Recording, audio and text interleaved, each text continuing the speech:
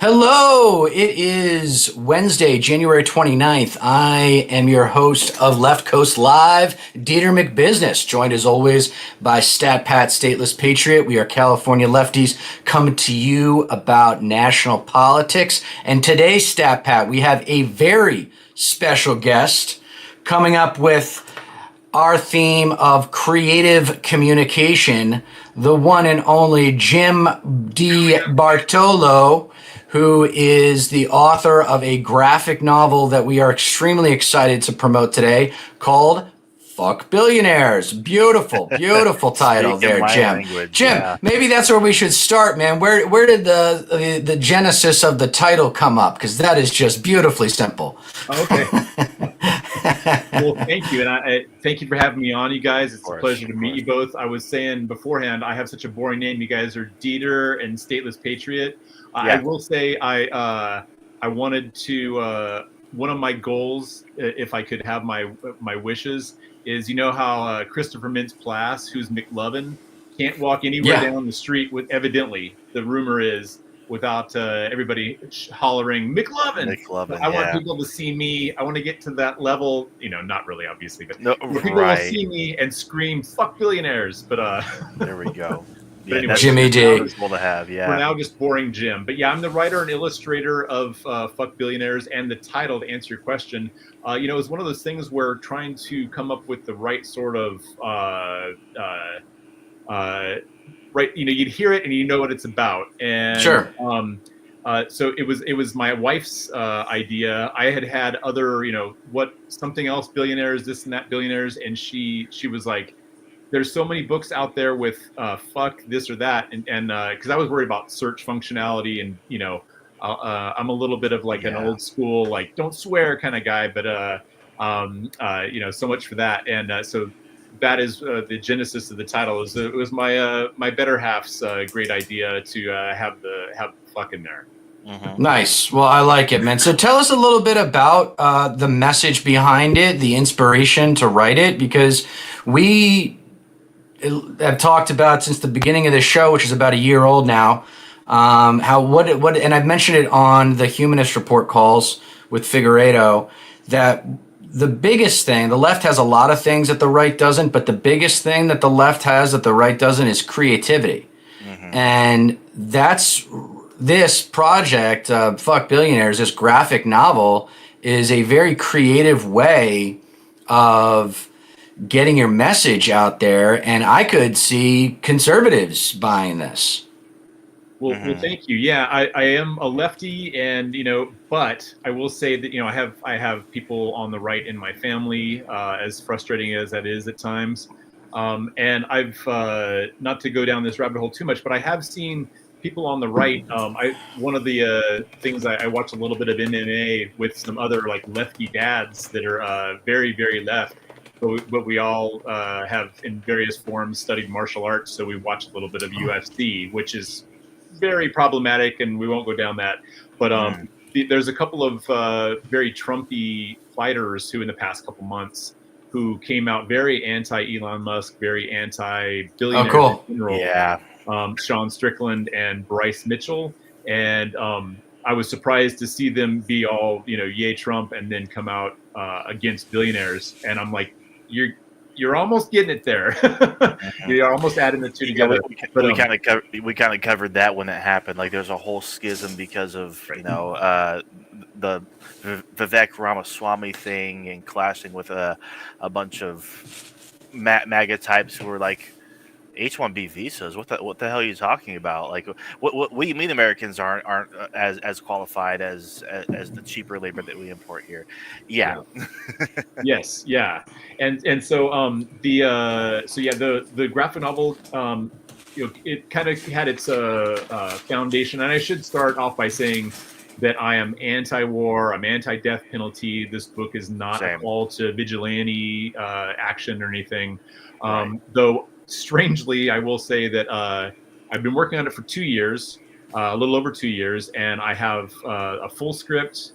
I have about 200 pages drawn and inked and digitally, and lettered, and about 20 pages colored. And the day after I announced that it existed online, about a little over a month ago, the day after, that CEO from United Health was shot. And I was like, I swear that's so it's very different, but it's in the realm that is very different from the plot of the book. But at the time, it was like, oh man, that's not a publicity stunt. But anyhow, so the book is basically I am frustrated with the system that we have. Any lefty politician that comes out to tax the wealthy, to go after corporations, to regulate, to not allow these monopolies to happen, to have oversight, they're all painted as commies and like socialists, evil, and it's just so frustrating to know that the answer to this is taxation. Right. It really is. We have Doge going after trying to find $2 trillion, and the answer is tax yourselves, tax the billionaires. Yes, it's really that simple. It is okay. So, but maybe you know a little bit more about this, Jim. But my understanding of money is that it doesn't get taxed until it moves, right? So your income gets taxed every year because you receive it. That's just regular income tax. Then there's the big money. This is the difference between being rich and being wealthy. Is being rich is having a high income. You're making a lot more money than you're spending every year. Wealth is you're living off of the dividends. You're living off of the return on your investments. You don't even have to work if you don't want to. That's what being wealthy is. So let's say I invest in Microsoft in 1990 for like $1,000, right? And now that's worth 10 million bucks, right? So that money, that's part of my net worth, but that doesn't get taxed until I cash out. And when I cash out is very much dependent on the political climate, because the capital gains tax gets cut down all the time, even under Obama. Right. The capital gains tax got cut down. Mm-hmm. Yeah. So, yeah, I mean, as far as kind of the roundabout question. When you say tax the rich, like, yeah, we can tax incomes, and that's fine, that's effective. But is there another way, or is it just capital gains to kind of get to the real money? Because that's where the real money is. Well, I think the answer is like multi-leveled. So one, out of how many here? One, they have worked the system. Then I say the ultra rich, in partnership with the politicians that paid off, to where like people like Elon Musk can say, oh, what you're saying, I have all this money tied up in stocks, which normally people in the past wouldn't be able to use that as an asset to like an income, like a savings, like a bunch of property, because the stock market can crash and you can have no money, $1 right, one day and $10 the next. Just like Nvidia yesterday, yeah. Yeah. So they had this system where it was, you couldn't use that to as collateral, basically, to get loans or to whatever, borrow from the government or whatnot. But Musk and his cronies, or his fellow billionaires, have rigged it to where now the regulation, the oversight is they can use that money that they have tied up in the stock market to get loans from the government. So I mean, that has to be regulated. Wow. There has to be regulation. There has to be oversight. There has to be politicians, kind of worldwide. To answer your question, it has to be like a worldwide effort, if we're being honest. Yeah. Of course. To get so where they're going to tax me here, I'm going to park it overseas. Yeah. You're going to tax me here, I'm going to buy a bunch of property in wherever off. It seems to me like the what we're talking about right now might come down to the definition of assets, right? What is a real asset versus what is an artificial asset, or come up with different labels for them.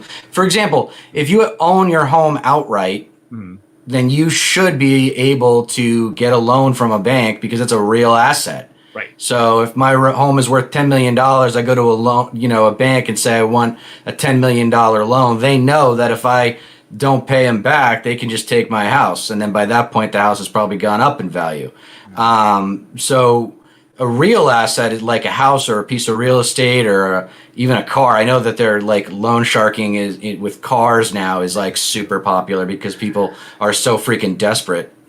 Right. And like, so, part of, in addition to the answer of your question, like so there's also, again, speaking of oversight and regulation, there's also so many billionaires buying up property nationwide to where they just have too much money to know what to do with. Like even of course, Bezos in 2019 said, "I have so much money, I don't know what to do with, so I'm going off into space."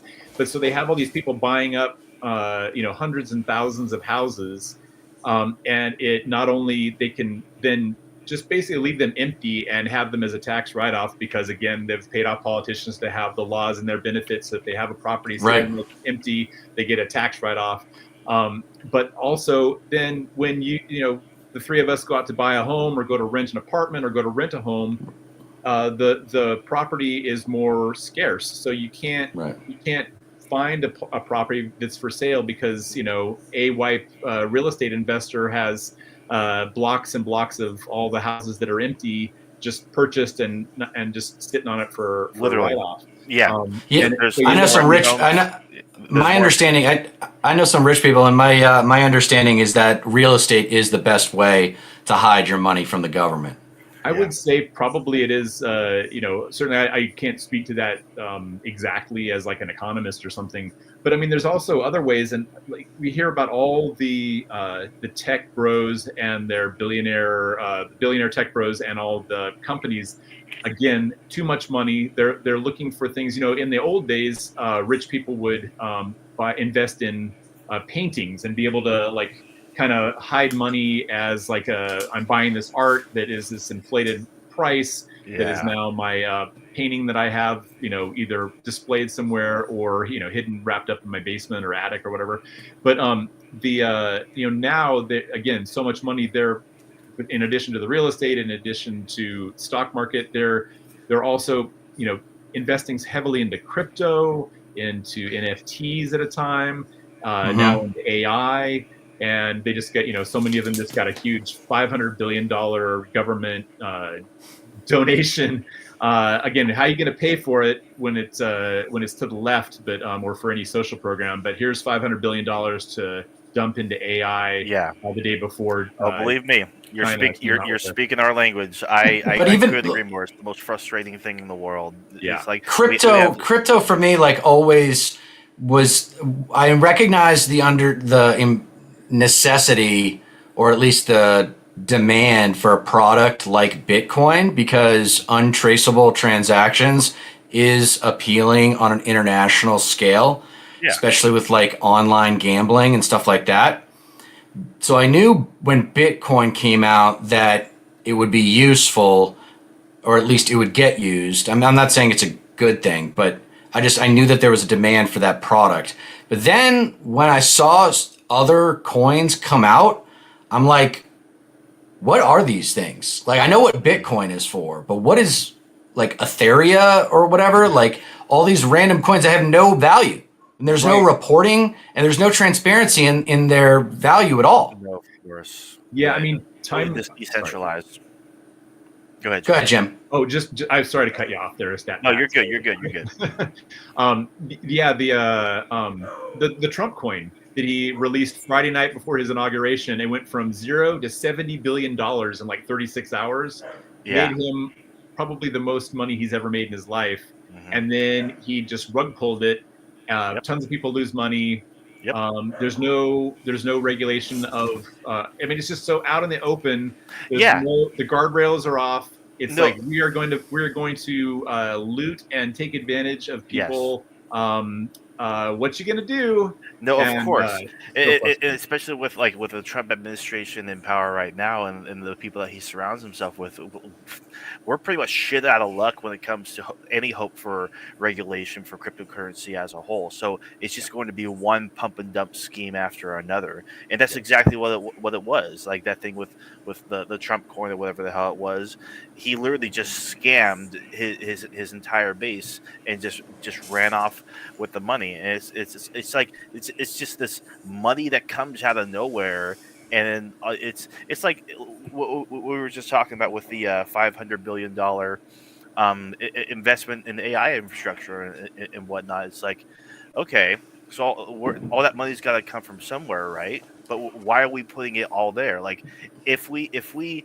made that same kind of announcement and said, "Hey, we're going to be working with these people to invest $500 billion in healthcare for every single American," that that would be that'd be a much greater use of that money. But then, of course, you get the tried and true uh, examples of, well, how are you going to pay for it? Like, where's that money Right. coming from? Because God forbid it helps someone and screws over the pharmaceutical and health insurance industry. It's disgusting. It is disgusting, and it's frustrating because like, so what was it, day like 3 of the Trump It was administration, the where he starting thing. announced the 500 billion, and the Democrats, we couldn't get them beyond Bernie to say Medicare for all, Yeah. and the left media, MSNBC years ago in 2016, like the left media, that's how I knew, like I was already like wary of them and not really watching them much, but as soon as they had them on and they were like, how are you going to pay for this thing that basically every other country in the world has, I was like, fake left media. No, of I mean, course. Yeah. so they tiptoe around, we're going to like tweak Obamacare, we're going to do this Right. little thing, Build on Obamacare. Yeah. because like, oh God, you don't want anybody to call you a socialist, you don't want to get asked the question, how are you going to pay for it, and then this bully criminal in chief comes in and he's like 500 billion to AI. Okay, next. And it's like, come on, leftists, learn some, or not leftists, because I know the leftists know this, but DNC, Dems that are in power, like learn from this. Yeah. Like the media just moved right on, didn't ask a question, didn't blink an eye at that. Nope. Do you mind? And I don't mean. Good. Do you mind if I like do a little tie-in to the book? Yeah. Take it away. Absolutely. We're on your time, man. Absolutely. Well, that's very kind of you. I don't look at it that way, but I appreciate it. No, Come on, man. You're the one who actually created something. We're the ones who just bullshit twice a week on here. We're just, this is easy. real. You have actually invested, your heart and soul into something that you can hold in your hand and like read through. And that's a lot cooler than what we're doing. I mean, I'm not going to judge or try to equate or not equate. Of course, I totally get, but like. Well, I do want to, before you get going, Jim, I do that we'll talk about that, what just happened rhetorically between us, because I'm predisposed towards competition and I want to talk about why the UFC fighters are the way that they are. But please take it away. Talk more about fuck billionaires and what you want to promote here, because this is the most interesting creative project related to the far left that I've seen in, maybe ever. Wow. Well, in terms of creative value, the only where this I hope goes is it becomes a movie or a TV show, and then it will really matter. You know what I mean? Then it will really have an impact. I mean, there's countless examples in human history of books that come out. That's why they ban the books, right? Yeah. That sow the seeds of intellectual revolution. The revolution begins intellectually first. Yes. Well, that you're definitely correct, and I agree with that. And also from your lips, as far as the success of it and having like legs and impact. Fingers crossed. Of course.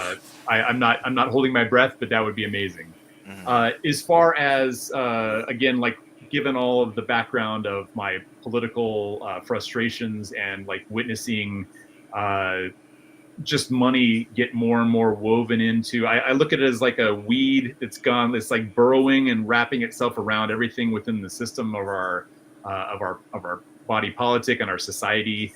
I get some comments sometimes on social media or whatnot. People like billionaires aren't really a problem, and I'm like, there is only so many limited amounts of resources on this planet. So it's so frustrating that people like rush to defend billionaires. But anyhow, so the story basically starts with numerous skyscrapers around the world with the graffiti message appearing: billionaires should not exist.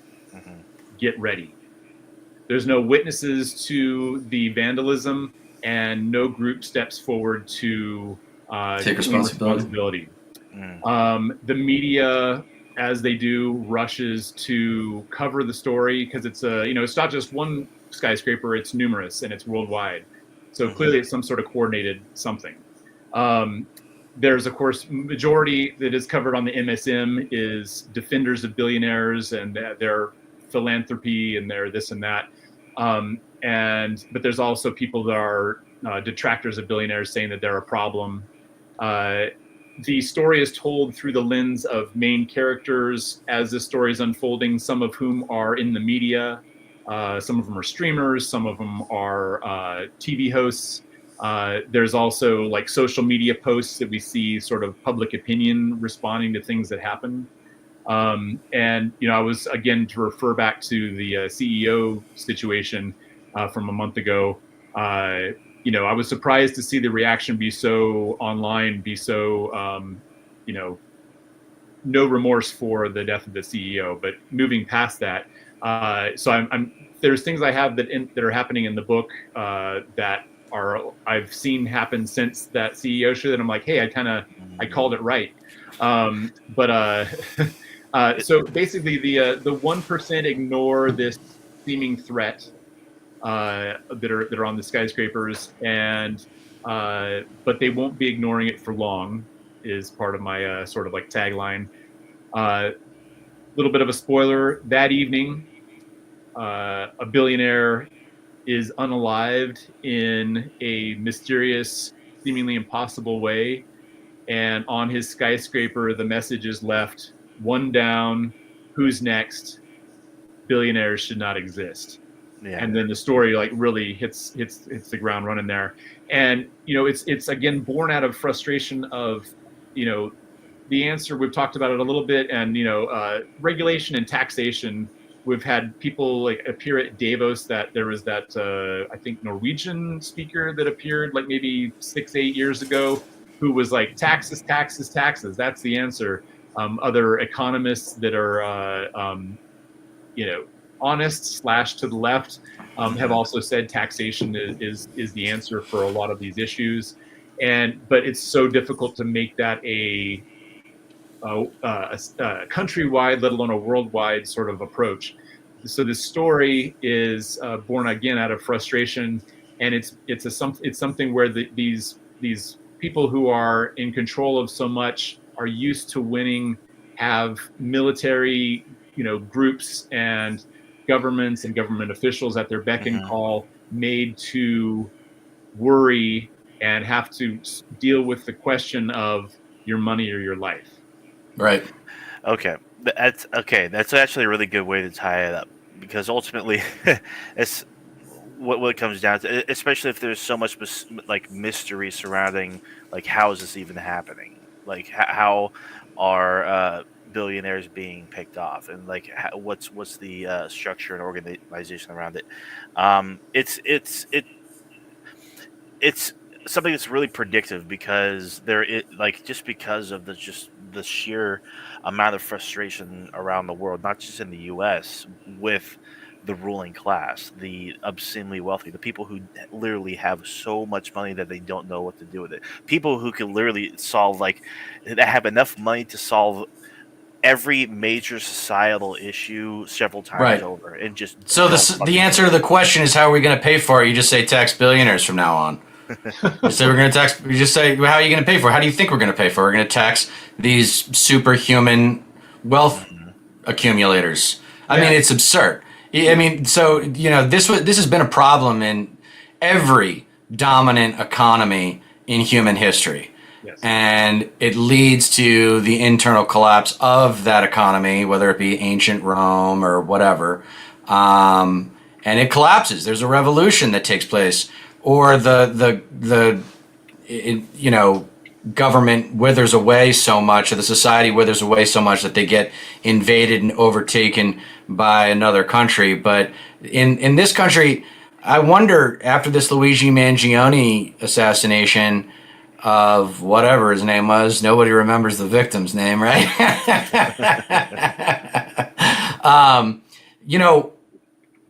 The reaction from the mainstream media and people in my parents' generation, they're both silent generation and boomers, makes it clear to me that they have no idea the extremity of our times.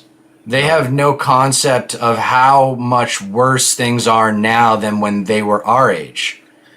They grew up in America. They grew up in a completely different America. One person could work, buy a house, have a car, put the kids through school, go on vacation.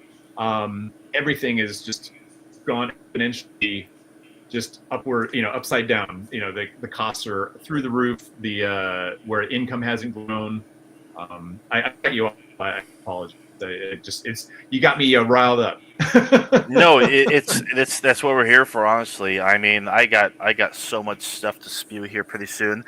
It used to be like one house, one income, and you didn't have to really struggle that much back in the day, and it's just not the reality that we live in anymore.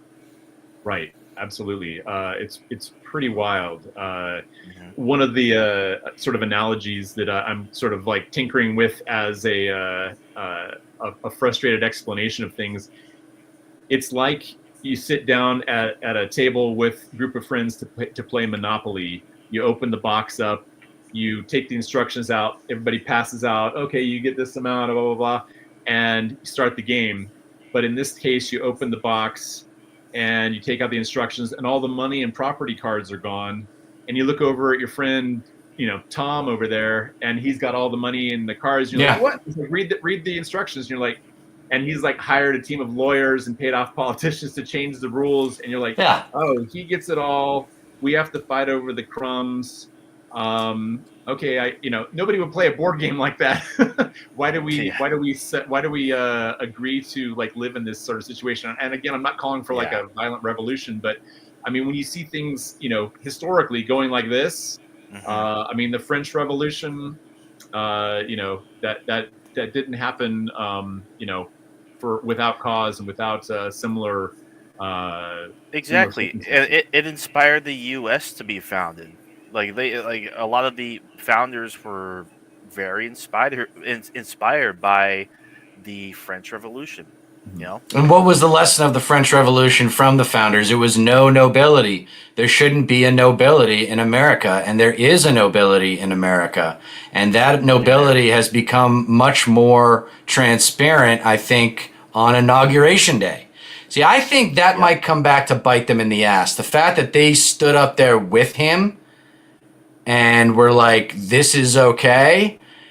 I mean, I was surprised to see Bezos do that. I was surprised to see Cook do that. It's one thing to give him money. It's one thing to kind of privately want him to win and not regulate you, but to publicly endorse him in that way, I mean, that destroys your legacy. Yeah. That is going to come back and haunt those men. Not just monetarily, but like symbolically being there. You're signing off on everything he is about to do.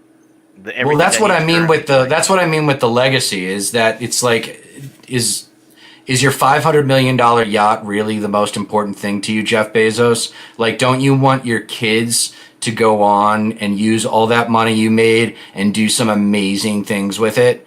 Don't you want your family to be synonymous? That's the old way of money. It was legacy.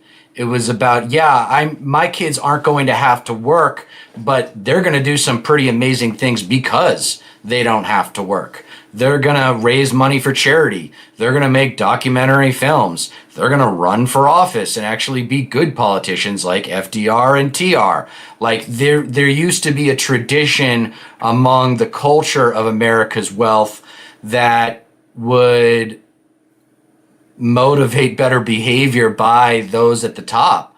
But these guys are just addicted to the number. They just can't get enough of that high score on the video game.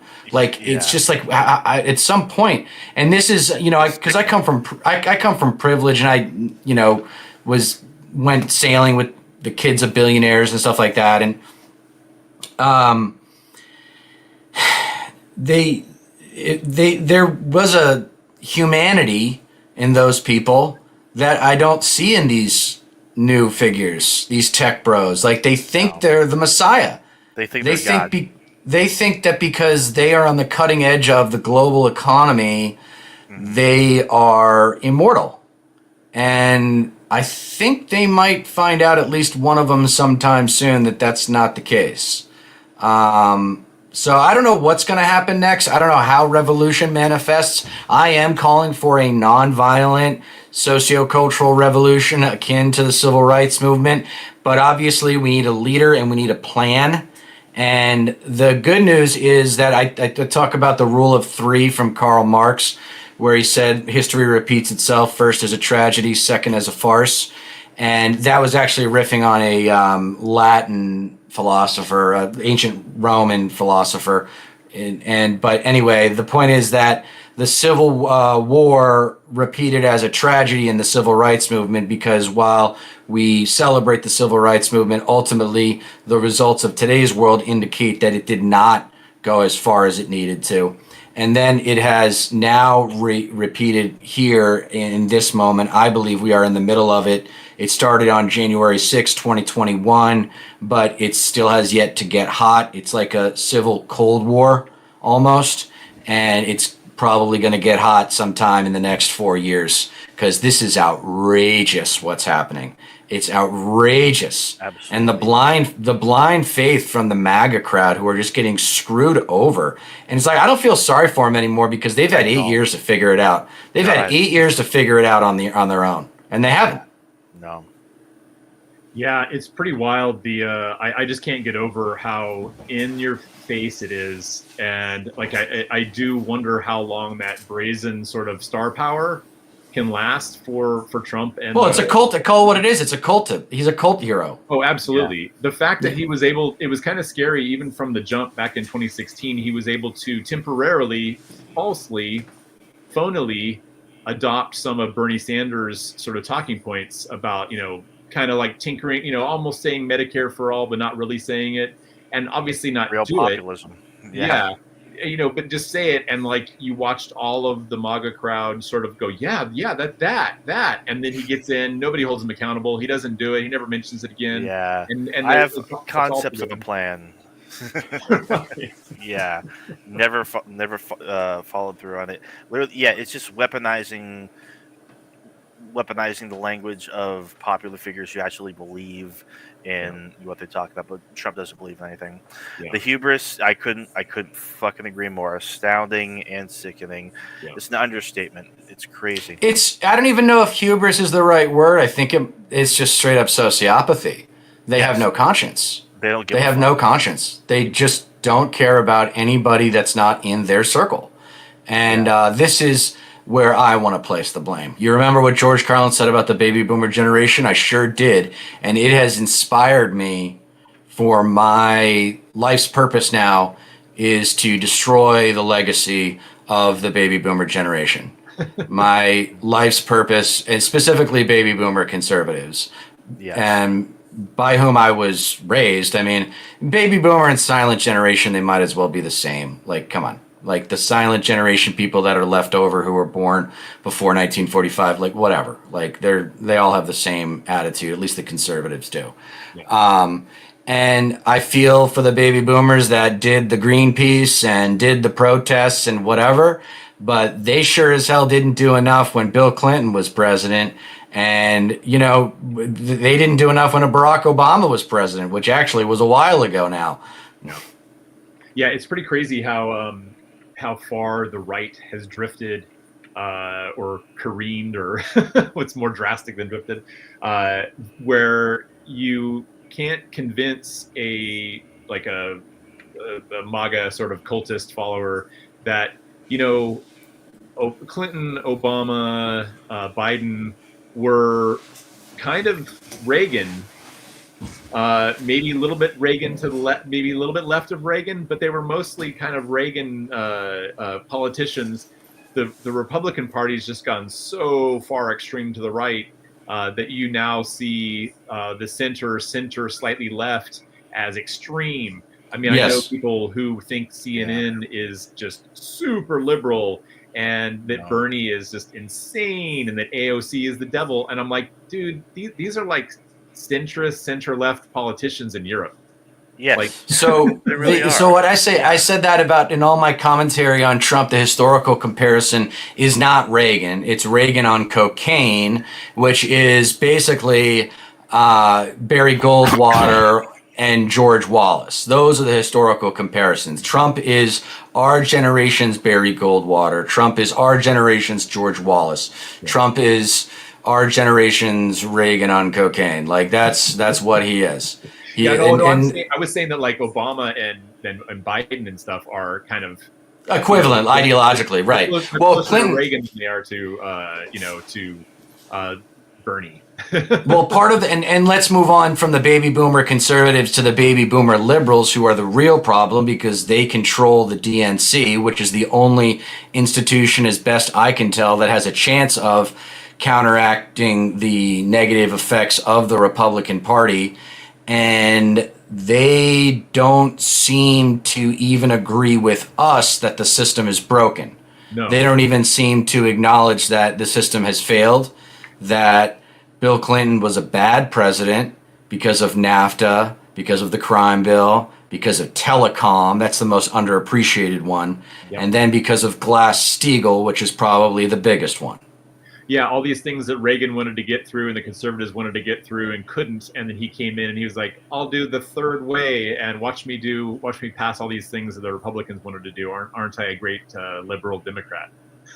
And that's like what we've got to do is we've got to shed that baggage. And I think the only way that happens is through generational change in leadership in the DNC. Like, I don't know why we're still letting boomers be in charge. They've had power for 32 years. They have not delivered big FDR style change, and FDR and Lincoln are the two best presidents in the nation, in the history of our nation. One because of his ability to react to a crisis, and the other because of his ability to reinstill faith in American government. I mean, government turned into a four-letter word under Reagan. And it was just basically contrarianism. It was baby boomer contrarianism justifying their greed because they started to have investments and they wanted their portfolios to perform well and they wanted their tax cuts. And, you know, obviously the Cold War with the military spending didn't help our debt situation. But your work has the potential to inspire people, and I think we need more creativity on the left. We need, like, AOC, I hope, is just the first of many to come, right? Everyone wants AOC to run for president. I'm like, I don't know about that. Not yet. I think she ought to primary Chuck Schumer. Please. And that'll be the first step in real, or Chuck Schumer should just step down and get out of the way. Wouldn't that be something? Wouldn't that be something? You know, and that would actually preserve his legacy. When someone, you know, and Joe Biden could have preserved his legacy if he had not run for re-election and said, let's have a primary. And by the way, let's redo the primary rules so that everybody has a fair chance. Yes. But these guys, I hope when I'm in my 70s or 80s that I listen to the young kids, or not even the young kids, just like the 30, 40, 50-year-olds who are telling you that you're wrong. Yeah. Because they're wrong. Yeah, it's crazy because, you know, you see Trump and everybody like really going after trying to gut the government, trying to raid the piggy bank or all the various piggy banks, obviously to enrich themselves while draining the swamp or whatever their tagline is this time around. And it's really frustrating because knowing like the people you're complaining about do not have it in them, the Chuck Schumers, the rest of the DNC leadership, even Hakeem Jeffries, who's younger, but who's, you know, just a waste of space, basically. They don't have it in them to do what is necessary when Trump leaves office, to put the things back in order. Like we need, you know, they're going to try to gut everything that FDR put in place, and they're going to try to make it so it's it's so low funded that it's almost ineffectual. And so then people are just like, man, Medicare, Medicaid, and Social Security sucks. The stupid Democrats, FDR sucks. And it's like, well, no, it's not funded. That's the problem. And the Republicans have been defunding it, and we need somebody like whether it's AOC, Rashida Tlaib. Okay, so names are the problem. So that because we don't have the names, yet. I think the culture change. First step, replacing leadership. Second question related to that is, who do we replace them with? Now, you can go, a diverse, young, yada, yada, yada. Okay, that's fine. I want competitors. This is my biggest issue with the left, is I love the idea of equality. I want an equal opportunity society when it comes to politicians and our public leaders that have to operate in a professional way within the competitive context of our American political system, particularly at the national level, where if you don't know how to work the media works you. Give me the angry, pissed off competitors with a chip on their shoulder and something to prove. Because we tried the nice guy in Obama, and then we got Trump. And now we did get the nice guy with Biden too, and we tried the nice woman with Kamala. And it's not working, guys. That's the personality shift, is we have to separate leaders from followers. Not everybody's cut out to be a fucking leader on the left. I don't care how nice and smart you are. If you can't get into a camera and get pissed off and inspire people with your anger, then you are not valuable to the movement. That's how I feel. Yeah, that's why I always point out Rashida Tlaib. My thing is I have 4 wants: policy, and a backbone. I don't need, as the whitest person in the world, to see another white male representing me. Whatever, race, gender, sexuality. Yeah, I don't care either, as long as they're pissed off in a righteous way. Yes, so I want them with policy, and I want them to be able to, like you say, have the fight in them. That is so, and that's the thing culturally about the left. I've mentioned this on the Zoom calls, that personality wise, a lot of lefties don't like conflict. They don't like it. And it's okay. You're an artist. Like I work in Hollywood. Artists don't like conflict. They don't. Oh yeah. They want to do their art. I mean, so yeah, right.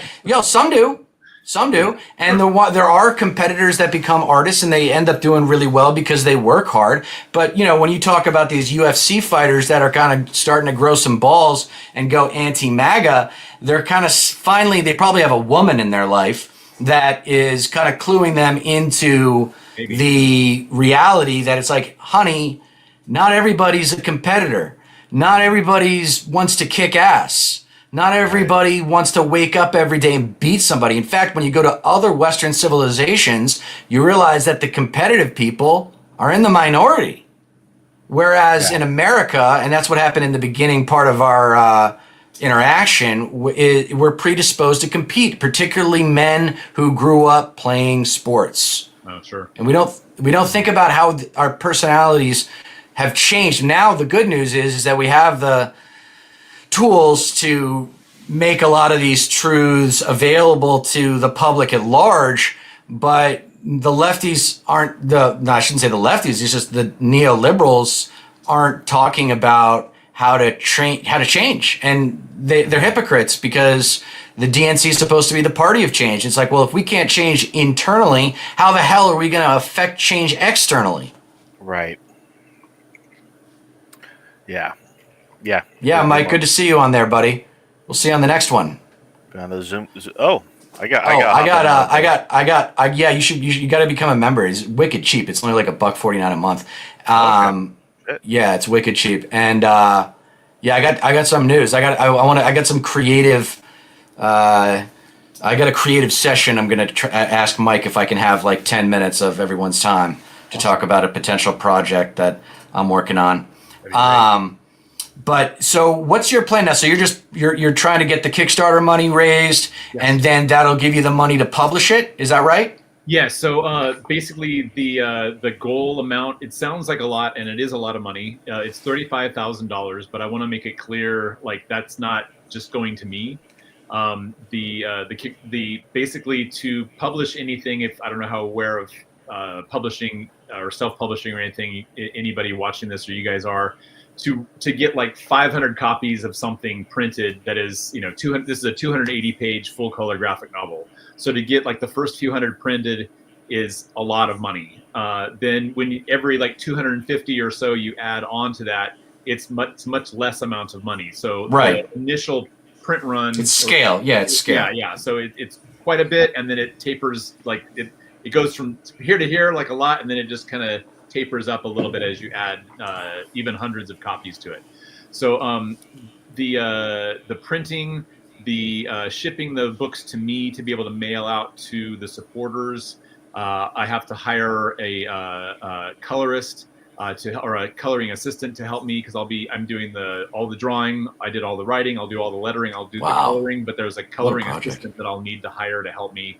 They're not cheap. That's so cool, man. And they should be compensated absolutely, regardless of the, Well, it looks like I just checked, and it looks like you're doing pretty well. You're almost halfway. You're over halfway there. So here we go. Yeah. So I'm thrilled, and then Kickstarter takes a chunk, and then taxes take a chunk. Of course. So, anyway, I'm very grateful to anybody and everybody who has pledged so far. If you there's $1 as the entry to be able to kind of keep aware of what's going on in the campaign, and to be able to kind of be in on like little updates that I do. The tiers go up. It's $25 for a PDF, digital PDF of the book, and then it's a $50 amount for a soft cover, 280-page oversized. So a normal comic is 6.8 by 10, basically. I'm doing 8.25 by 12.25. So it'll look good on the coffee table. It'll be something that you can put out for your conservative uncle or aunt to see on the coffee table next time they come over. When they come here, they'll be shipped in August is the target date. It's a little bit. Ideally, I'd be able to ship them sooner, but there's a couple months for the printer, so I have to finish drawing it, coloring it, and then ship it off to the printer. And there's a sort of nebulous time amount that it'll be with them. And so yeah, ideally, if you can't donate anything, if people could just spread the word on Blue Sky, Instagram, absolutely, Twitter, good old fashioned email, phone calls, whatever. Of course. Yeah, man, we'll blast it out for sure. Absolutely, we'll promote it. That's great. Thank you guys so much. I appreciate it. Yeah, thanks to any listeners out there who are interested. The gentleman put the guys put the link in the chat or in the description or whatnot.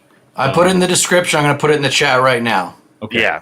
Thank you, guys. And my on my little banner here, I'm at Jim DiBartolo on all the socials. I'm updating a lot, especially on Instagram. I try to also do so on Blue Sky, especially. But thank you for everybody who's out there who's helped so far and helping me spread the word. And I appreciate the two of you letting me come on and talk so much. I talk so much. You're too nice, man. For. Look, dude. Let me give you. Maybe we should finish on a piece of unsolicited advice for you, because you worked really hard, and what you have done is very impressive. And let's keep pushing. Everybody listening and watching this, please consider donating whatever you can to his Kickstarter, because this kind of thing might inspire somebody else to make something that matters even more, that resonates even more powerfully, or more likely, it'll inspire 20, 30, 50 people to all create really cool things on their own way. And then that multiplies into big change. But I really do believe that creativity is the answer to complexity. And right now, with the politics in America, they are very complex. And we can simplify them down to, why don't we start listening to the people who were right about the women's right to vote? How about we start listening to the people who were right about the civil rights movement? Did you know that I think it was in 1968, the civil rights movement was only supported by 21% of the country or something like that? Crazy. Yeah. So like that should be the first thing that they teach about civil rights in schools when they talk about civil rights on MLK Day, whenever Black History Month. It wasn't popular. It was never. It wasn't popular until they started seeing those poor people getting hosed down in the Deep South, and then the rest of the country was like, "This is happening in America. Like this is happening in my country." And then everyone got involved, and then it snowballed. It takes a while, and it was grassroots, but that's what maybe, I don't know if you have any comments on that, but if we are to have this generational change in the DNC leadership, like, I mean, do you have any sense for what the best way to do it? I mean, I think it's got to be just candidates who refuse to take PAC money, right? I mean, we were looking at APAC recipients the other day, and it was just absolute. It's everybody. They own both sides. Yeah. Real quick, I'll say something about my book and that I forgot to say, and then I'll definitely answer your question. So the book is fictional. I think it's escapist fiction. I think is like a great place to go when these dire times. But I couldn't agree more.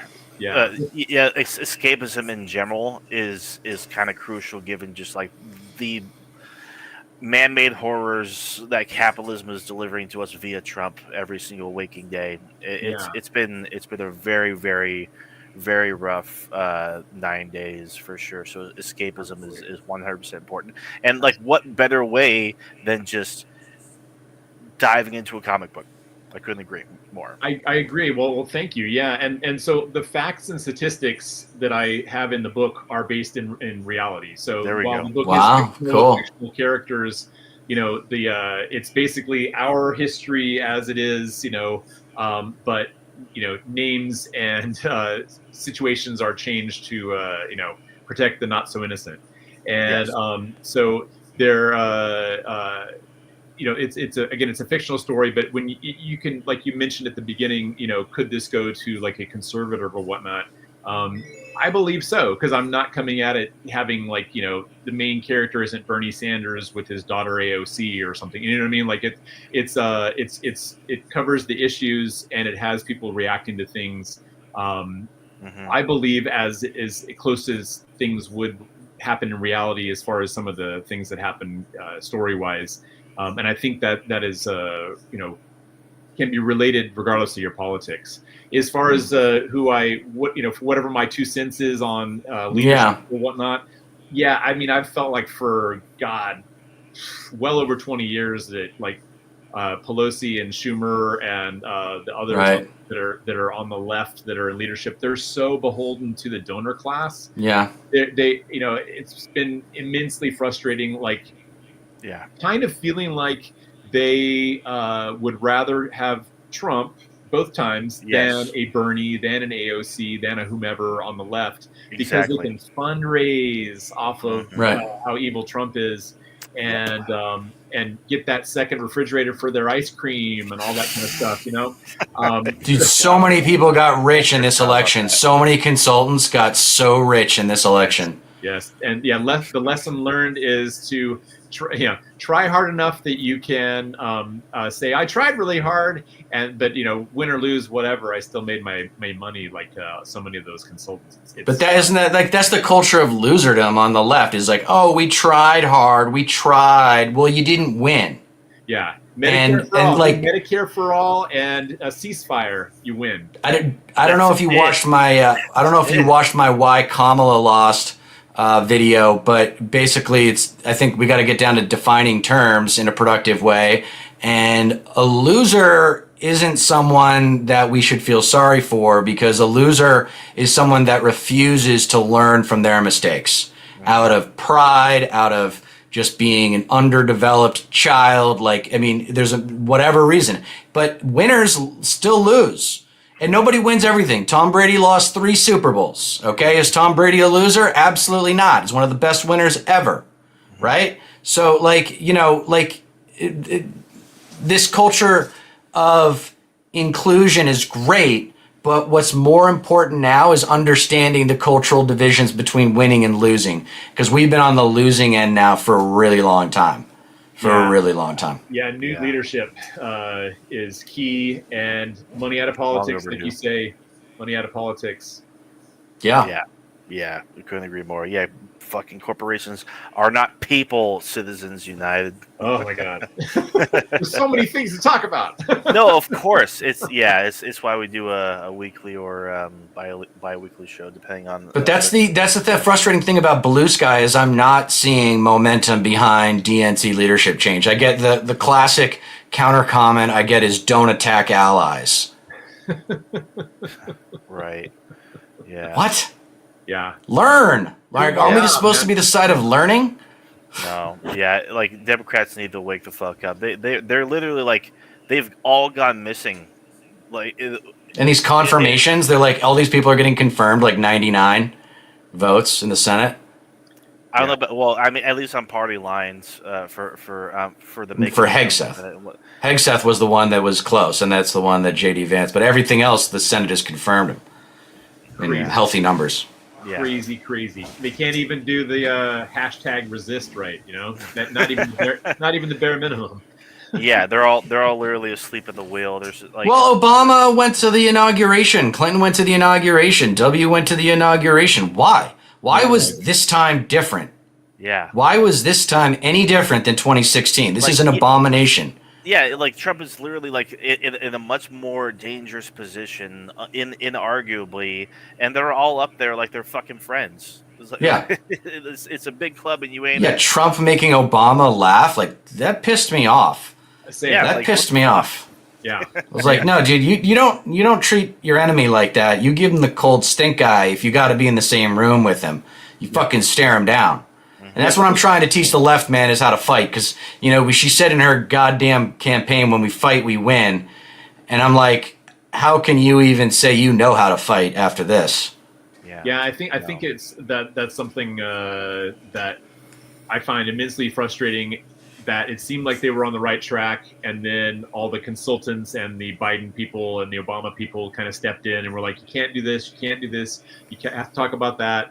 And so I'm very disappointed in Kamala as a candidate, and obviously the results. And I don't think she has necessarily the best sort of political judgment. But it seemed like at least at first there was like a glimmer of, hey, she kind of gets it. She picked Tim Walz, other things. Convention went well. But then there's so many people that I think got in her ear and or have control of the purse strings or whatever the case is. Like, and the saying generality is the death of art. Have you ever heard that? Yeah. So the key inverse of that, the specificity is the key to successful storytelling. I believe specificity is the key to successful communication, and communication leads to cooperated action. And we got to get specific with not just who we're trying to defeat on the right and coming up with ways to change the left, but I think we should absolutely unapologetically villainize the fuck out of AIPAC and say, if you are part of the new generation of left-wing politicians, you will not take money from AIPAC. And if you do, we will primary you. And just villainize. The NRA is already been villainized. Like, why don't we do the same with AIPAC? Like, they're justifying genocide. I mean, yeah. I mean, right? it's like one of those things I was saying with Trump coming in and being like, here's $500 billion. And they move along. Nobody cares. Anything. Whereas, like the Democrats, again, they're afraid of being called, different names and being labeled a certain way. Yeah, it's like now everybody is now capitulating and kowtowing to Trump and Trumpism and whatnot, because they don't want to be seen as overreacting or coming off as crazy, or you have Trump derangement syndrome. There is no limits as to how badly you can overreact to what Trump is doing right the fuck now. With everything that he's doing with all his executive orders and executive actions, he is literally trying to implement his idea of unified executive, I think it was like unitary executive theory. Basically, fuck all checks and balances. Fuck the Congress. Like the executives should control everything, including the budget and where federal funds go. It is just fucking horrifying to watch. Absolutely. Yeah. It's so endlessly frustrating, and I hate feeling so powerless and helpless. Well, just hey, Yeah. man, Yeah. you got to sow the seeds of revolution. You got to sow the seeds, otherwise it won't grow into anything of consequence. And I think you got a big seed here with Fuck Billionaires. It's a great project. You should be extremely proud of it. And I hope you get your money. And I'm realizing I didn't finish that piece of advice. Stop being so damn humble. You're a talented artist. And we need talented artists to support assholes like me who are going to be the actual change agents and risk our lives by calling Republicans relationally retarded Republican rapists of democracy, because that's what they are. And that's the kind of shit that pay attention, to my channel, because I'm going to start getting more aggressive with what the left should sound like, because we don't know how to talk shit. The progressives do not know how to talk shit. They don't know how to put people down. They don't know how to make people feel small. And that's where the value that I have is, I think I'm a bully killer, man, and we need bully killers. And I think your work will hopefully inspire those types of personalities to emerge, because the left needs to prioritize those types of personalities. So I'm psyched you dropped the F-bomb in your title. That was a great creative choice. Oh, well, thank you. And thank my wife then, and she gave me the inspiration and the courage to do that. And yeah, thank you for the kind words of encouragement about the book. And as you know, you guys and maybe your viewers, maybe they do, maybe you don't. Kickstarter is an all or nothing thing. So if I don't hit the target goal, the book doesn't get realized. So how much time do you have? 23 days? Okay. 23 more days. Yeah.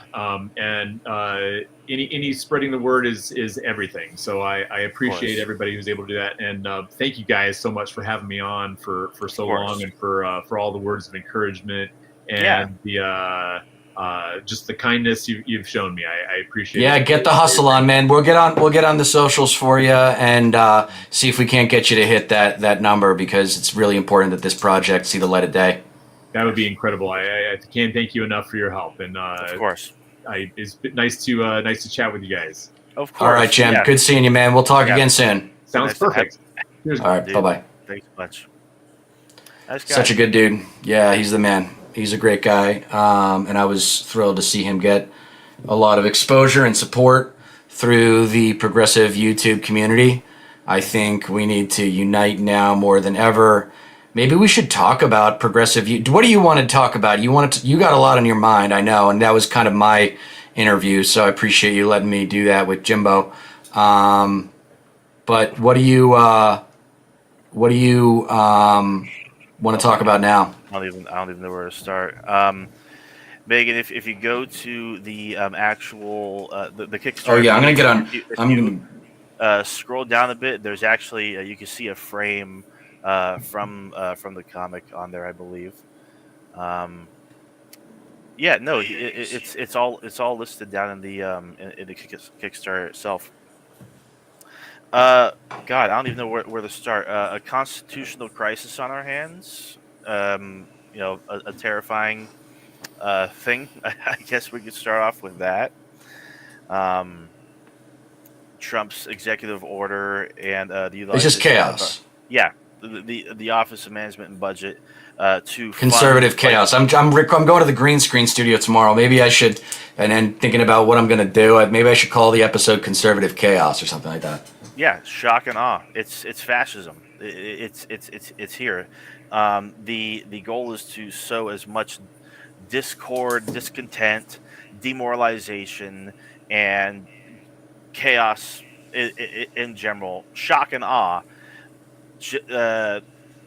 To disorient people, to disorient us, get us to give up, because there's literally just so much shit happening at once, and they don't want people to fight back. It's all happening way too fast. Democrats are not catching up. They're reacting to shit from over a week ago, and they're holding meetings over that. It's just like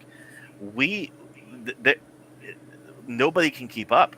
It's an absolutely insane thing right now. Unilaterally from the executive branch, freezing $3 trillion of federal funding, which is illegal and unconstitutional. And where's Congress on it? you're basically trying to say, oh, Congress doesn't control the purse anymore. Like Right. it should be an executive thing. It's just like everything was shut down today, and yesterday. Mhm. God, I can't even keep track of the fucking days anymore. It's been absolutely nuts. The fact that this was even allowed to happen, the fact that this is even happening to begin with, and there's no pushback, no resistance. I'm sure you've seen the tweet from Hakeem Jeffries. Yeah. Fucking are Explain that to our audience because they probably didn't say what. So Hakeem Jeffries, in response to all of this Trump tyranny, did this blitzkrieg of escapades. Is like presidents come, presidents go. All I know is that God is still in charge. Just like, are you just admitting defeat? What in the fuck Losers. are you in leadership for? Where the fuck is your fight? Where you should be like out there screaming from the rooftops, saying, "This guy is a fucking tyrant. He is ignoring the Constitution. What he's doing is fucking illegal, and we need to hold him to account." He's basically saying, "Congress, you don't matter. You don't get to pull the strings of funding."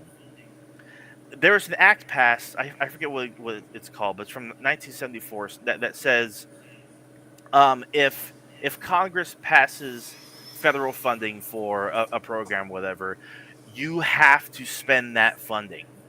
You can't because there was a case that was brought, I think, in New York, whatever. It went to like sewage or sanitation, and the department in the city that said basically said, we're only going to use 75% of this funding to take care of this issue that we got the funding for. And they were sued over that. And that's what that act was put in place for, is passed by Congress. It is literally like enshrined in the Constitution now, meaning if you fucking get this money, it has to be spent. Yet Trump is here with a stroke of a fucking pen, stripping away federal funding for dozens upon dozens upon dozens of agencies, throwing the entire fucking country into chaos. Yeah, isn't you're talking about in our budget? There's two types of spending, right? There's required spending, and then there's discretionary spending, right? Right. Yeah. Yeah, because that's the whole dream of the Republican Party, is to cut the required spending because then they can have even less government.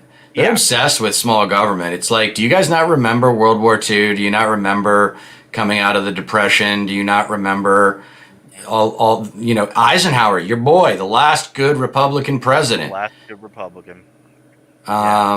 Built all the highway system. And among other things. Like, he continued FDR's tradition with that infrastructure build out. Right. And now we're so far behind on so many things. I think we're going to need something drastic to get us back to even close to where we need or should be.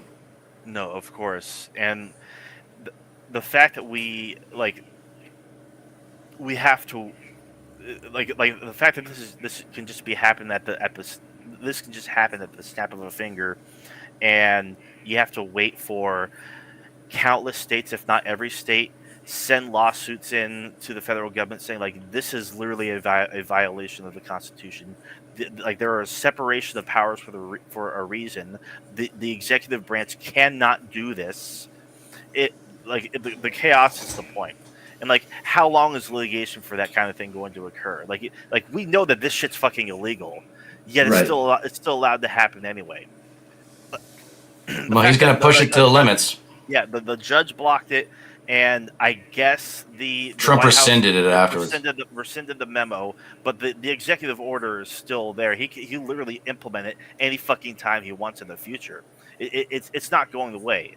This kind of shit, this is going to be the fucking norm. They're trying to normalize this kind of fucking behavior so they can fucking, like, literally take a rolling pin to the entire government and all its functions, all its programs, all its departments, all like the people who whose job it is to oversee all this shit, the people who rely on all of this and have relied on it for years and years and years, with no fucking problems. Is there room for improvement in the government? Always. There's always fucking room for improvement. But the fact that like this was all just unilaterally just stripped away like that should terrify every single fucking American. Everybody needs to wake the fuck up to this. And where the fuck are the Democrats? They're still fucking half asleep. Fucking the Republicans. There's no leadership around them. Yeah, there's none. There's been a vacuum of leadership in the Democratic Party ever since Obama left office. Yeah. And prior to that, it was the Clintons. Yeah. I mean, and it was actually after that it was the Clintons too. Then they just have so much power, and that's the problem with baby boomer neoliberalism too that we were talking about with Jim. Is we gotta cleanse our reputation by detaching ourselves from guys like Bill Clinton, and we have to admit that presidency was a huge failure, and that pretty much every presidency since LBJ has been kind of a failure. And the only way we're gonna win as a country again, and by winning being defined as people having a little bit more than they need, right? So that they can go on vacation and, have a life. But so many people, especially like we've talked about before, immigrants that have the same job for 25 years and make the same amount of money every year, which means they're making slightly less money every year after year. They're getting, now these mass deportations are happening.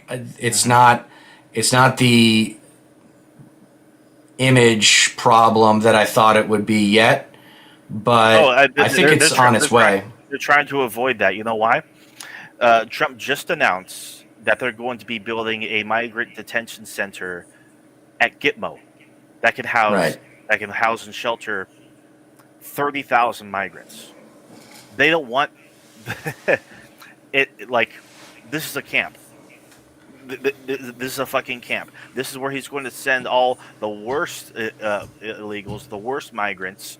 It's just like, of course, like, how do you even fucking determine that? Of course, like, you're going to be kept in the dark about all this. But they don't want access from the media. They don't want whistleblowers to show up. They don't want any eyes on this area to know about the conditions or the treatment of everyone that's going to be thrown in there. It's fucking scary shit.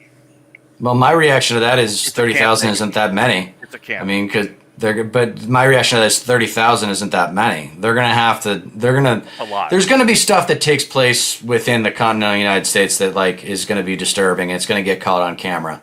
Okay, you gotta believe it's going to happen. It's a place you gotta believe it's going to happen. Torturing people. It's just like why weren't we? Because it's evil. Because MAGA is evil, man. It's scapegoat. It's not just scapegoat politics anymore. It's the scapegoat villainization. It's abuse. Yeah. It's like an abusive relationship. Yeah. And that's the way they look at it. It's you had Mel Gibson on some show recently saying it's like Trump getting back in office feels great because it feels like daddy's coming home and he's pissed off. God, he's gonna take off his belt and fix some things. And it's like, yeah, that's the way. That's the way. Yeah, dude. Fucking Kyle Klinsky got a great take on that. It's like, oh yeah, let's celebrate abuse. Like, right. Yeah, like it's a beta boy problem. Like, oh yeah, let's fucking. But that's the thing. That's whoop your ass. Like, come the fuck on. That's like. And that's what someone should say to Mel Gibson. It's like you want to hit people because your daddy hit you, huh? Yeah. And call that out and be like, you're a wounded animal. You never got help for your fucking issues, and now you're a white trash Nazi. Do you realize violence as the solution to your fucking issues because you never saw any way? Like, oh, that's how it was always done with me. Fucking like, right. For tradition's sake, don't fucking question anything because you're not supposed to question authority. I wonder if there's any studies that suggest people who grew up with child abuse specifically from their dad end up becoming surreal narcissists when they get older. They probably go one of two ways. They probably either like really, do work and get therapy and, become really empathetic people, or they don't do any work and they just go deeper and deeper into survival mode, which is ultimately narcissism is just survivalism on steroids, right? Like, it's always about me. It's always got to be about me. I'm going to die if it's not always about me. They literally can't get past that. They can't get past that. It really is a mental thing. But it's like if Trump is leading a cult, like so many people are saying, then why is Barack Obama laughing with him at the Jimmy Carter funeral? Yeah. Why? What the hell are we doing? And that's really where it comes down to. Is there's no agreement. There's no agreement on the left about There's two things that we got to get the left to agree on. One, the system is broken, right? The system is broken, and two, we're at war. Yeah. We are at war. Yeah. And it's going to be a long war to win. I'm probably going to be in my 60s when we win, when we have clear victory. Yeah. Yeah, no, there's no sense of urgency whatsoever. It's like while the Republicans are up in the atom running fucking laps around the Democrats are still stumbling over themselves tying their shoes. They are not meeting the moment whatsoever, and it's just so discouraging, like above anything else, honestly. Is Megan talking shit? No, she's always talking shit, but it's Mel's dad was a fundamental Catholic who hates Jews, apparently. Yeah, so Mel Gibson's dad was a Christian extremist. Yeah. He was like a hardcore preacher or something like that. So that's where like the Passion of the Christ came. And it's too bad because Mel Gibson's clearly crazy. Like there's something mentally wrong with him. And then you throw in the child abuse, you throw in the extreme religion, and you got what looks a lot like my upbringing. But you really, like if someone's going to go to war with you, you got to go to war with them. Like that's where the DNC needs to grow into, and they're not. They're not. It says a lot too that fucking like people like Mel Gibson are so, I guess, attracted to the MAGA movement. It's because it speaks to him. Yeah. The MAGA movement otherizes people. The MAGA movement has scapegoats. The MAGA movement looks at fucking minorities, like what's woke and what's DEI, and they think that's the reason for the erosion of society, not the fact that fucking like the billionaires have bought both parties and have extracted the wealth from American society, have not given the working class a break, wage increases, tax cuts, all favors have gone towards the top 1%, and like. It's a self-reinforcing thing. It's a feedback loop. Like you have these rich people in power, they continue to pass laws that benefit them and their power, and the cycle keeps going and going and going and going. And American people are not educated enough to look at the fucking people that they vote for, especially in the primaries, and go like, oh, these people are sellouts to this political action committee or this lobbying group or this special interest. It's like a complex explanation like that. It takes too long. Where you just say, "Oh, it's the blacks, it's the Jews, it's the immigrants, it's the immigrants." Yeah. God, yeah, it's so fucking. What's the most frustrating part I think for us is that if you just study history, specifically World War II, oh my God, Nazi Germany. You see that this is. There's other examples too. Yeah. And it's a tried and true method. Mm-hmm. And we all thought that social media, modern media, the technological revolution that we have lived through, I've lived through more of it than you have. And, I remember dial-up. I don't know if you remember dial-up. I do. I remember dial-up. We had dial-up. Yeah. And, but I remember no internet. I remember just everything was paper in the mail. And computers were enormous and so forth. But it makes sense that all that growth, if all that growth doesn't get distributed across the population in some kind of way that it is at least perceived to be fair, then the people will revolt. Yeah. Yeah, we can only hope so, honestly. I guess the question that you and I are still kind of trying to see is, what does that revolution look like? And hopefully it's politicians leading it. I mean, it might be our naive optimism. We were talking with Generational Change a month ago, and she and Pete are both like very anti-democratic party, and I'm with them in their frustration, but I just don't see another way of counterattacking. I don't see another way of counteracting the enormous damage that MAGA has done, is doing, and will do. Yeah, this kind of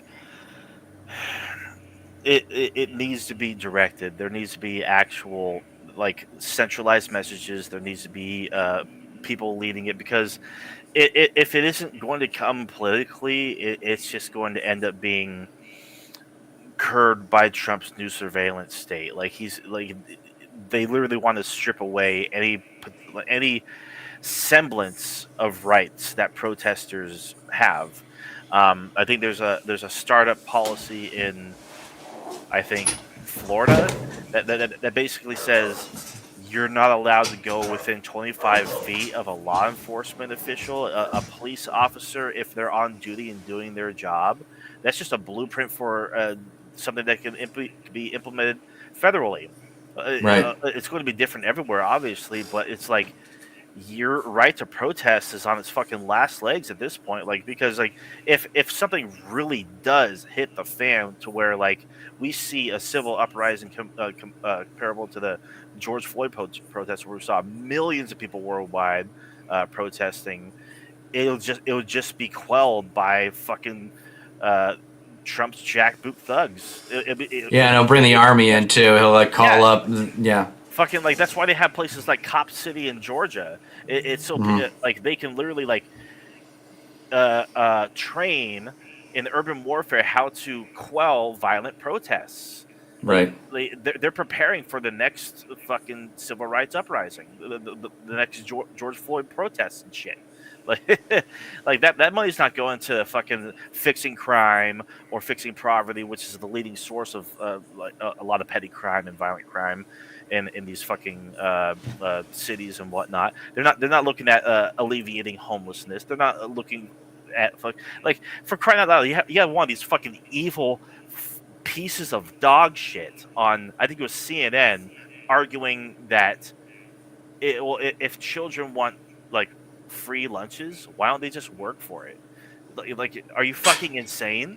It's like oh, well, I was in high school, I worked a little job doing like newspapers. We're talking about children. We're talking about children. You don't think children should be fed at school? Well, that'll hopefully hurt them with the Gen Z vote.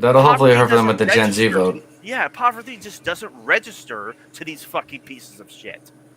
God. Are you like working out or meditating regularly? I've been working out a bit more. I should probably look into meditation, because holy shit, I've been I think you should. I've been tweaking. What happened to your eye, by the way? Probably the stress.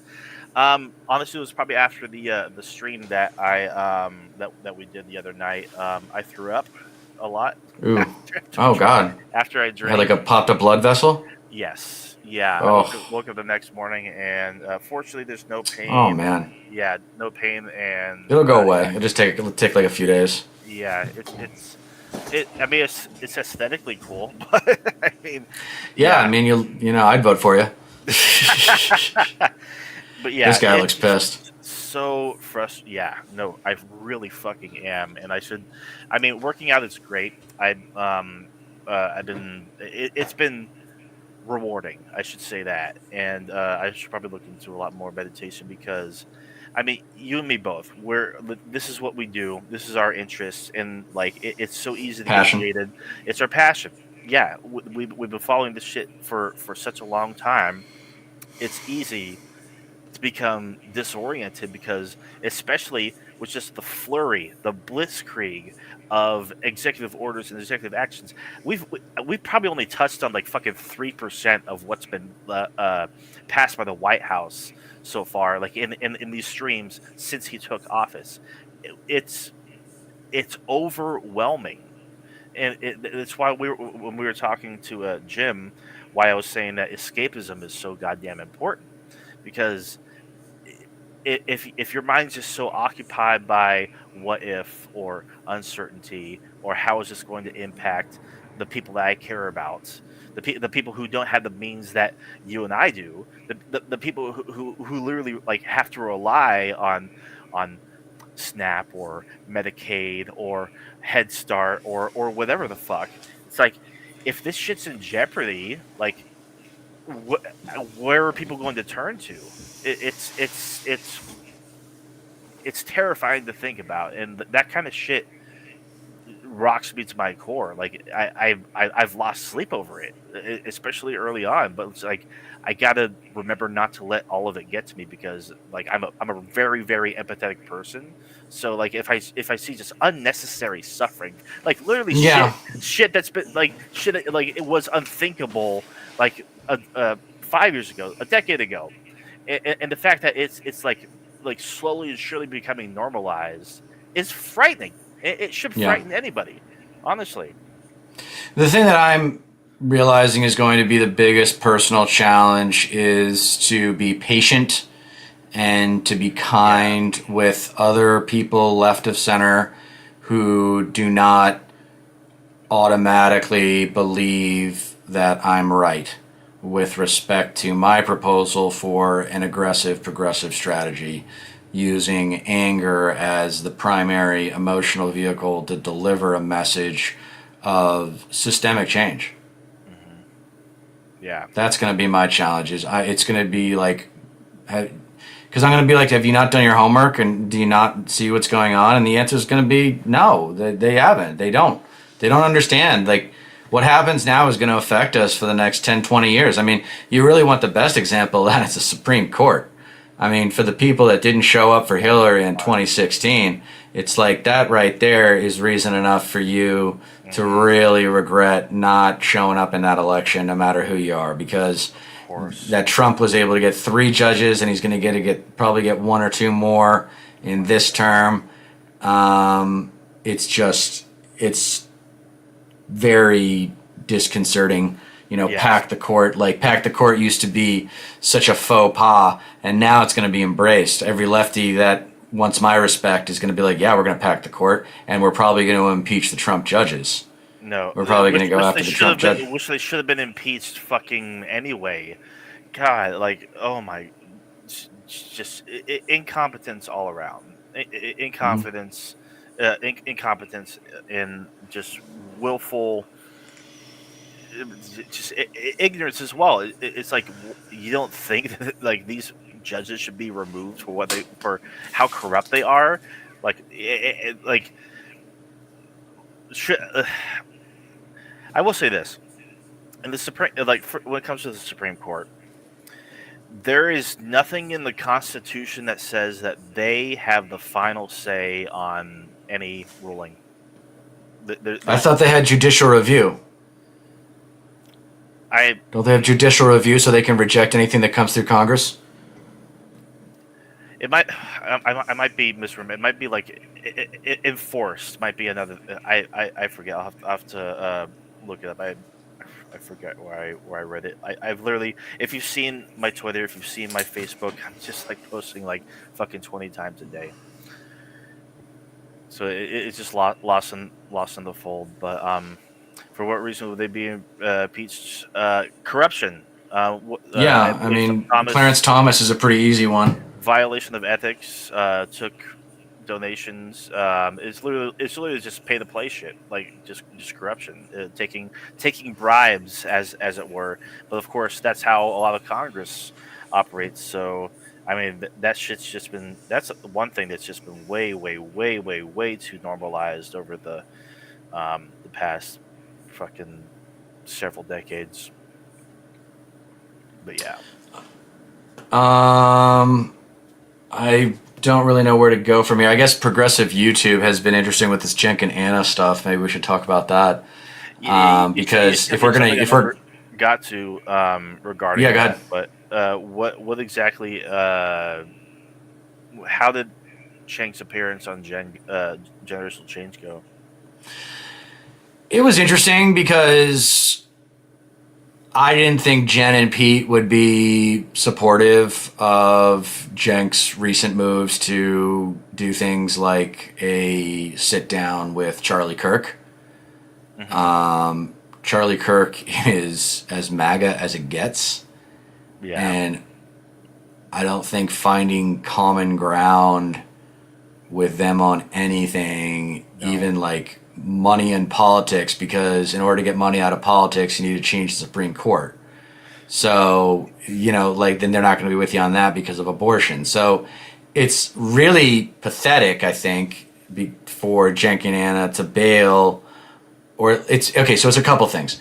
For Cenk and Anna to think that they are going to influence the progressive left towards reaching out or in any way connecting with MAGA is arrogant, stupid, and completely ignoring the political realities of what happens when Republicans win. And also a basic knowledge of conservatives is that they would rather die than vote Democrat. So are you suggesting we go into the Republican Party and take that over? Like, they're not.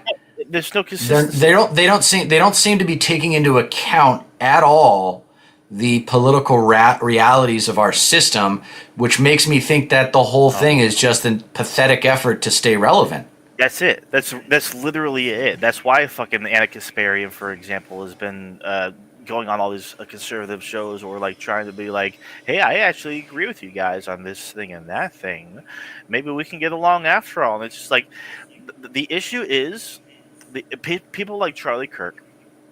They are dishonest actors, and they always have been. They don't actually like. They are funded by people who want them to repeat what they believe. And lo and behold, the shit that they believe happens to be the same exact people who got Trump into power, who bought his campaign, who pumped ungodly amounts of money, not into just like Trump and his cabinet and his election efforts every step of the way. They also fund these conservative media channels and shit. People like Charlie Kirk. Yeah, so your friend Megan is, why shouldn't he sit down with Kirk? Yeah, no, that's why I'm responding to. Like, because Charlie Kirk's fucking evil. He's fucking evil. Like, what value? Like, Megan, you're a woman. Megan's a woman. Don't you want to have bodily autonomy? Don't you want to be able to? If not you, what about a fellow woman in that situation? Don't you think she should have the power?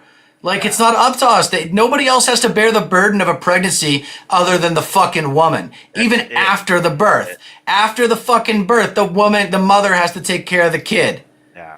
And this is a problem with the left too, is they want a woman to come up, but they don't want her to be a bitch. Yeah. And I'm kind of the opinion that if Kamala had been more of a bitch, been a little bit more selfish, been a little bit more like, you know what? Fuck AIPAC. This is a fucking genocide. She would have won. Right. Yeah. Yeah. Like, just one thing. Like student loan debt. Like, how you differ from Biden. I'm going to cancel all student loan debt. I'm going to raise the minimum wage. Mm-hmm. Yeah, like, I think just watch Charlie Kirk's debate with Vosh.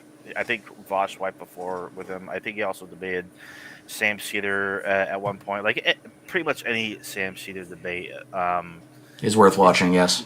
Yes. Yeah. Completely. I always learn something listening to Sam. I can't say that about pretty much anyone else.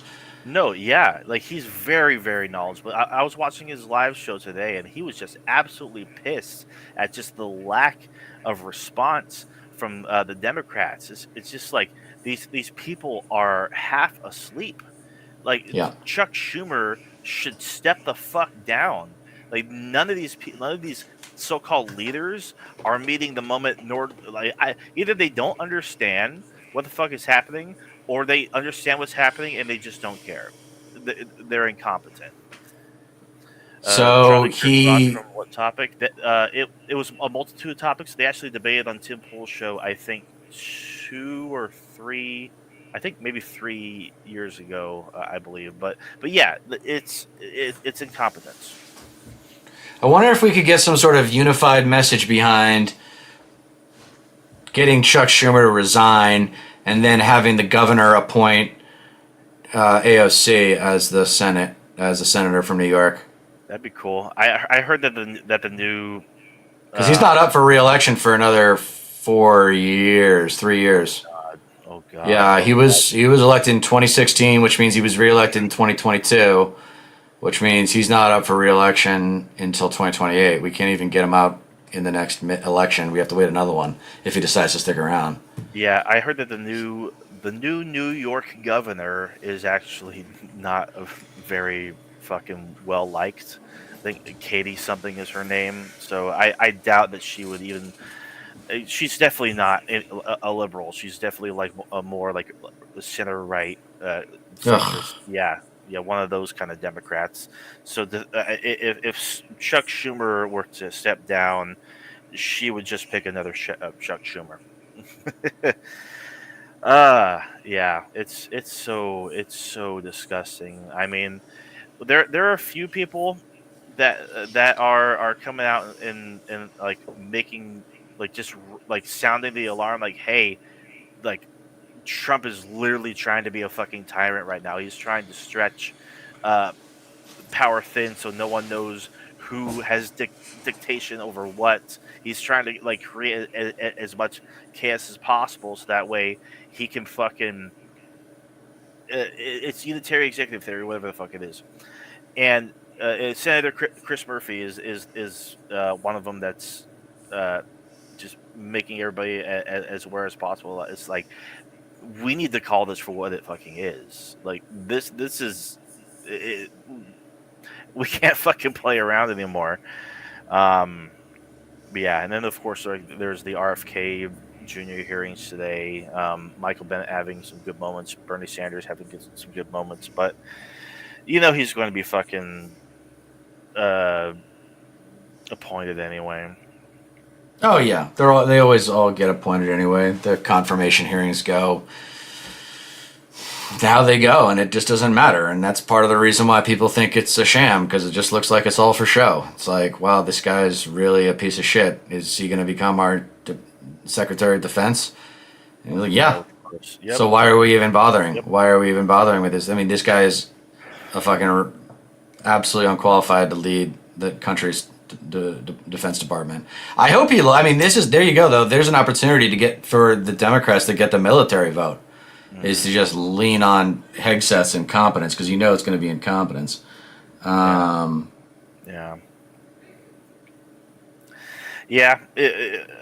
That honestly, that's the thing.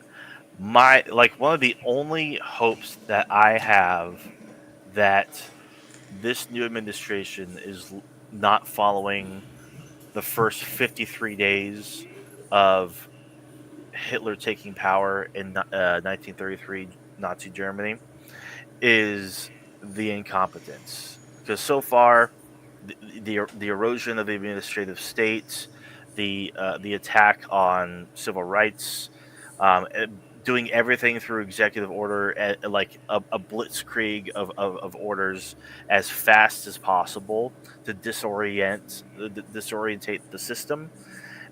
This was literally done as soon as he took power. Like there's a lot of constitutional crises that were manufactured by Hitler, and that's exactly how we're seeing it play out right now. Right. Well, I got to get to practice. Unless you got anything else, I think that's a good place to stop. Mm-hmm. Yeah.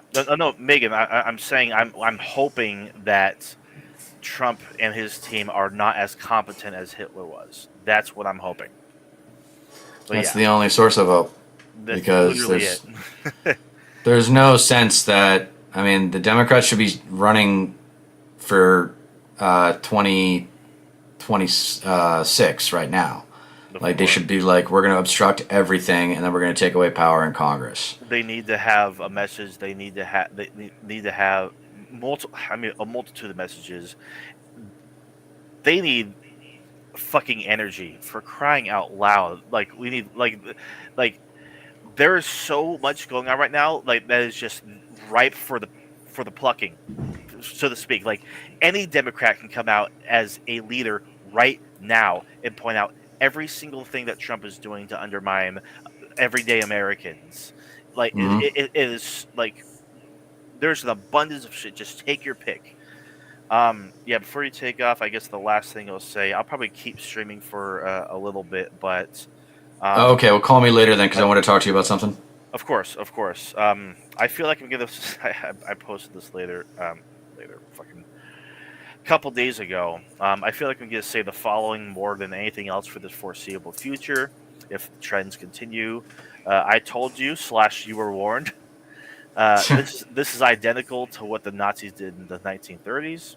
Yeah. Yet another component of Project 2025 fulfilled. People will die because of this. Pure evil, or this is so fucking stupid. Well, all right, man. Keep going strong. Then that's it for me for now. I'm exhausted and I gotta go do this thing. So I'll call you later tonight, though. All right. For sure. Have a good night, dude. Thanks for. All right, and for my people, please don't forget that you don't get change in America by asking nicely. So let's stop asking nicely. All right, because I've had enough of this nice guy politics bullshit.